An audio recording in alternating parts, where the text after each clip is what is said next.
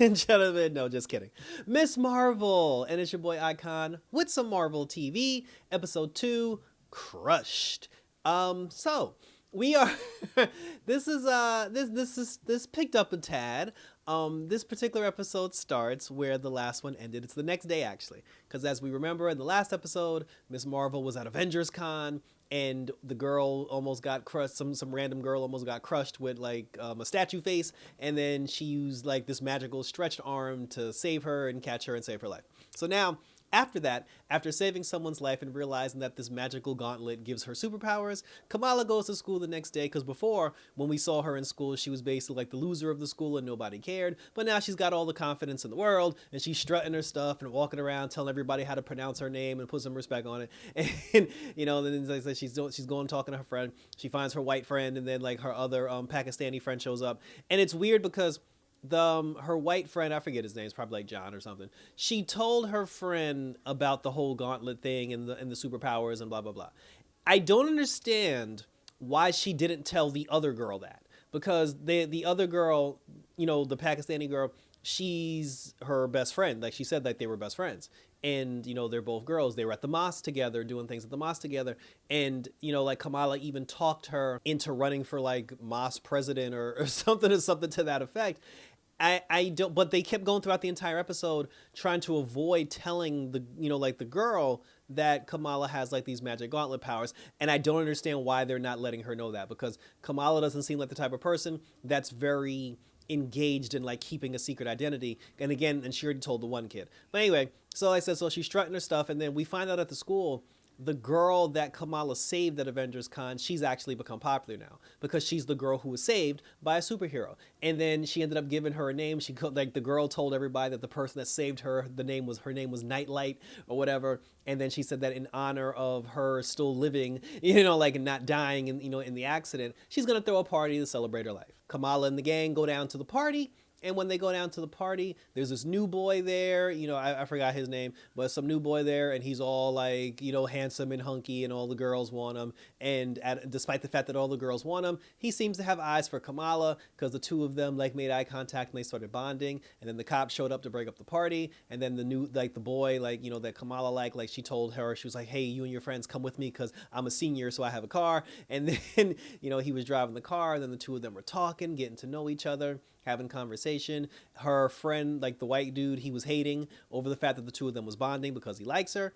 And the guy had said to her, he was like, hey, let me give you my number. Maybe I can teach you how to drive, because, you know, homeboy had spilled the beans that you failed your road test. And he's like, you know, we could probably get to know each other a little bit. So now her friend is basically like, he's being jealous throughout the entire episode, but she knows that, but she's still going to go hang out with the guy because she likes the guy. So she actually goes with the guy. He teaches her how to drive. They have like their little driving lessons or whatever.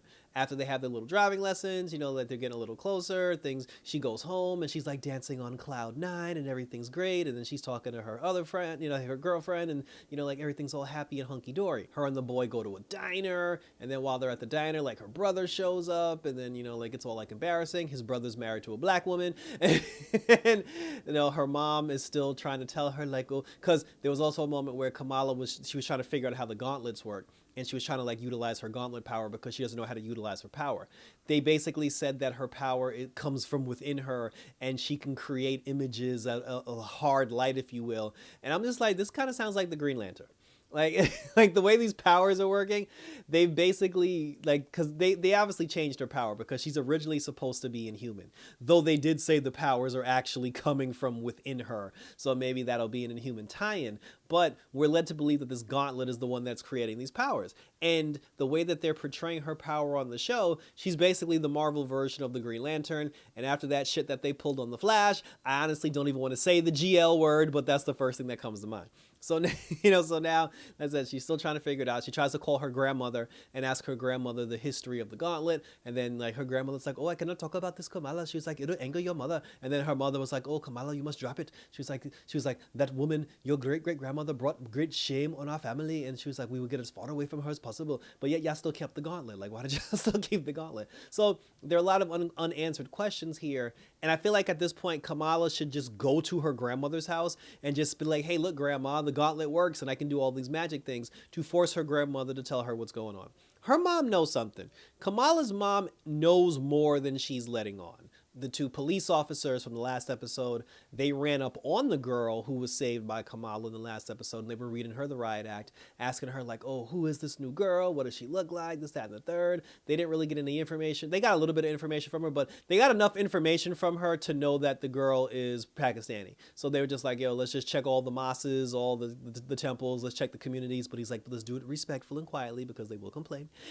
And let's see if we can find who this person is. So then after Kamala and the boy, like this new boy, like, they have their little date or whatever, they get to know each other. There's a party that's going on, like a big family party. And I don't remember if it was a random family party or if it was like the brother's engagement party or something like that. But there's basically a party where like the entire family's there. Kamala's there, like her best friend Pakistani girl is there, the white kid is there, everybody's all there. While they're there, some other child that was on top of a roof, I don't know why the kid was on a roof, the kid ended up falling off the roof and was hanging on for dear life. Kamala used this as an excuse for her to suit up and, try to go out there and like save the day and like, try to rescue the girl. She rescues the girl.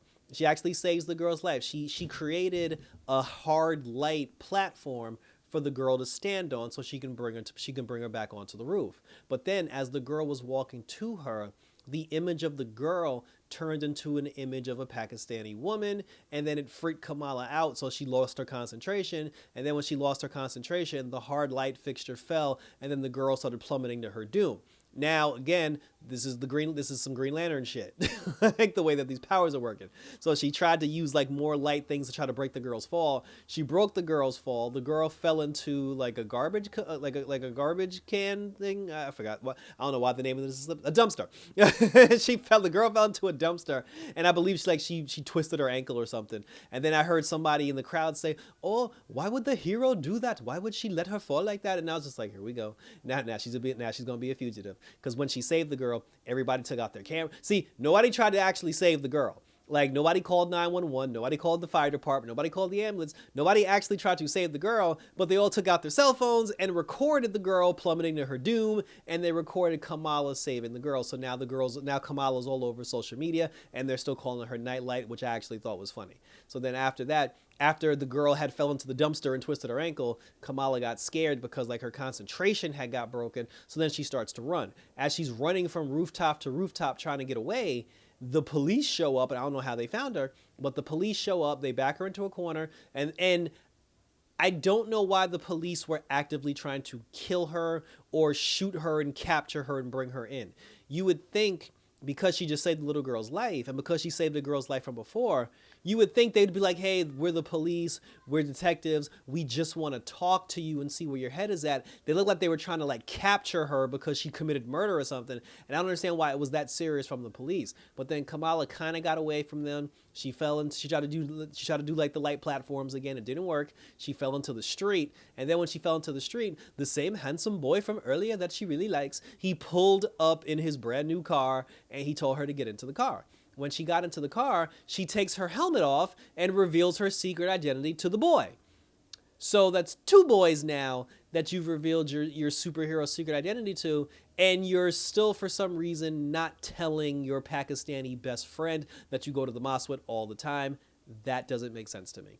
But then when she looked over at the boy, he looked like a woman. And then she was like, oh, I've been waiting to meet you, Miss Kamala, for so long. And then she turned back into the boy that Kamala liked. And then the boy was just like, hey, congratulations, you just met my mom or something like that. And I'm just like, well, that's interesting. And then that's how the episode ended. And thank you for tuning in. So the boy has like the spirit of his mama in him.